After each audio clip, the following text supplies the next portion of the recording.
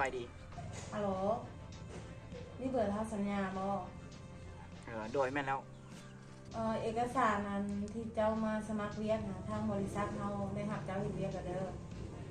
ไอ้รีบเว้ยโดยมีแต่เมื่อวันจันทร์หน้าเลยให้เจ้าทำเหตุเรียกได้เลยวันจันทร์เนาะโอเคโดยขอบใจเจ้าขอบใจ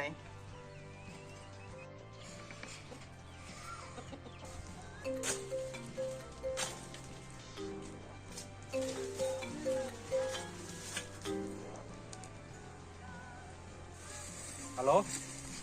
โลเซียวเขาห้ามกูเขาให้เรียกแล้วเว้ยฮะได้เรียกแล้ววะวันจันทร์เริ่มงานวันจันทร์เนาะดีใจนะเว้ยเดี๋ยวมีอะไรกูโทรหาใหม่เด้อ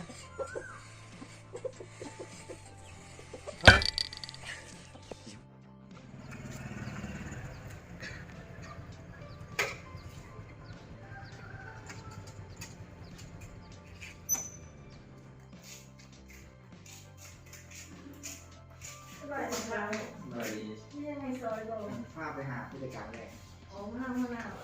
โดนเซ็นเลยเด้อ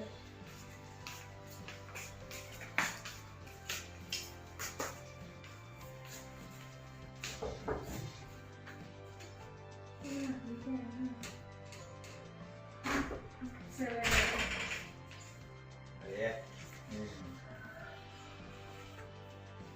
มาเย็น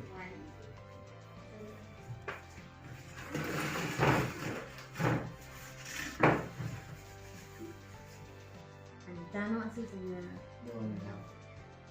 นี่แต่ทางบริษัทเราเลยครับเจ้าเข้าเรียนนี่จะเจ้าเริ่มเรียกไหนตั้งใจเรียกเด้อโดนเลย นี่แต่นั่นแหละใจเด้อเจ๊